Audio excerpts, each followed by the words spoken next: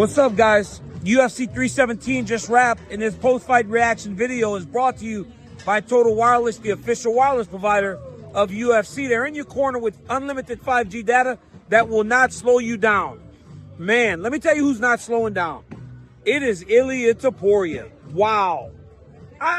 Very rarely am I at a loss for words when it comes to athletes.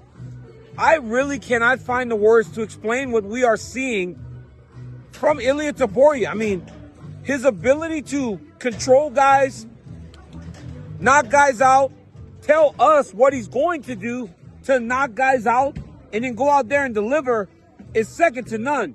You know, you kind of expected him to have a harder time with Charles Oliveira because we have seen everybody have a hard time with Charles Oliveira, you know, except for Islam. Islam dealt with him pretty good, but for the most part, Charles presents issues matchup-wise for so many people, and it looked like that might become an issue for Ilia very early. He was able to secure a takedown, but as we have told you time and time again, Topuria at his heart is a grappler. So what did he do? Get back to his feet, went right back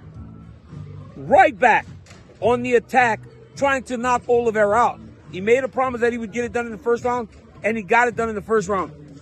We honestly sat at the table thinking to ourselves, I don't know if it's good that Topuria is out celebrating a victory that has not happened yet.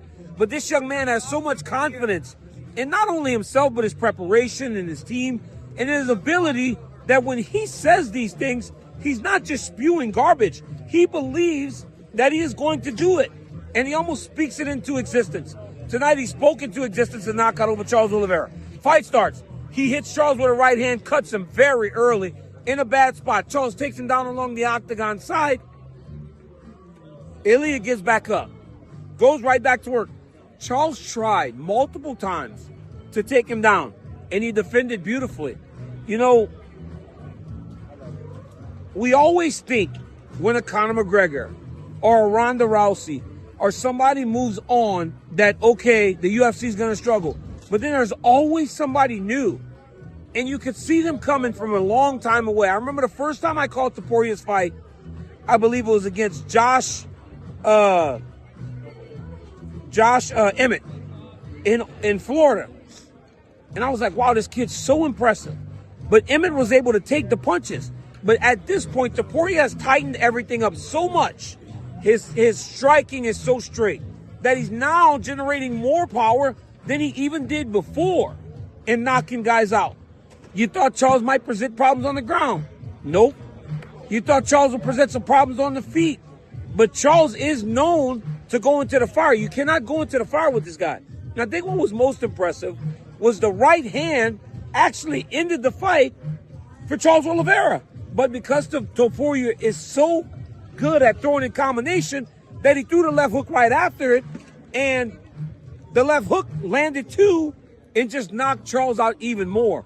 He didn't really need to land the follow-up shots, but he did because you are to fight until the referee says stop. Yo, this kid's impressive, man.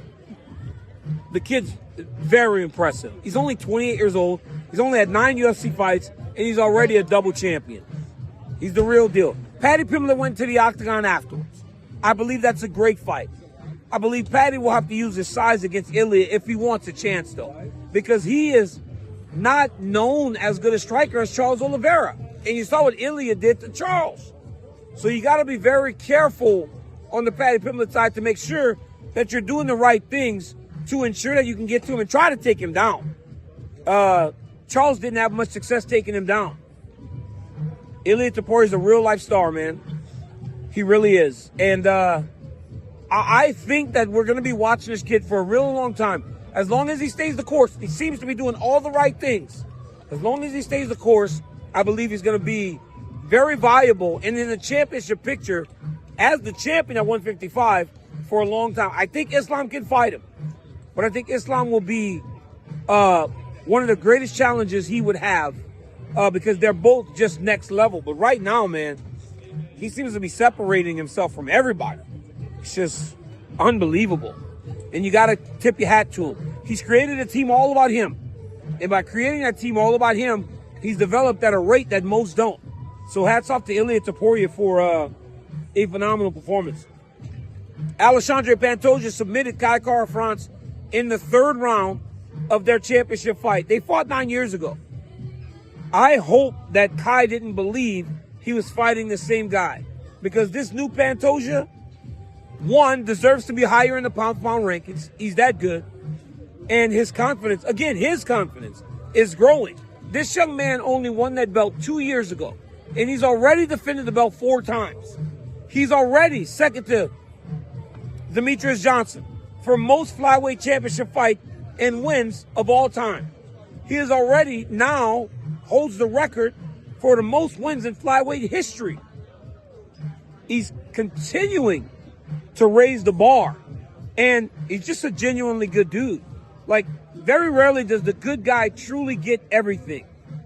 In Pantoja's case, you got a good guy that's getting everything he deserves. He's so committed to his team, his family, committed to his sport, and he, you know, it's a guy that went from saying, Dad, are you proud of me now, to now being a dominant world champion that doesn't seem to be slowing down anytime soon. He saw his next challenge, fighting Joshua Van. Joshua Van always talks about, he tells me, bring my kids to Houston for 2-3 years and forget him because of the wrestling. He will have to display that wrestling if he wants a chance against the great champion in Alexandre Pantoja. Joshua Van and Brandon Royval put on an absolute classic tonight. I stood up out of my chair. I was so excited watching them stand for 15 straight minutes and then him dropping Royval at the end of the 3rd round to win the fight. This kid fought 3 weeks ago in Newark. Had another finish. Tonight, he fights the #1 contender and he gets a decision victory. It's amazing to watch a young man at such a young age get everything that he could ever have dreamt about in his life. Joshua Van is another one of those good guys that's getting what he deserves.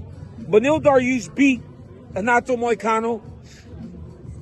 Payton Talbott showed massive improvements in his wrestling tonight and got a victory over Felipe Lima, who we all thought was much tougher than the last guy he lost to. So great on him for getting this done. Gregory Rodrigues knocked out Jack Hermanson, landed an extra shot that did not need to be landed. Herb Dean's a great ref, but he needs to rush to make sure that doesn't happen, because Hermanson was out for a long time. The UFC kept Hermanson for an hour checking on him before they allowed for him to go home, because everybody was so concerned because of the amount of time that he spent out.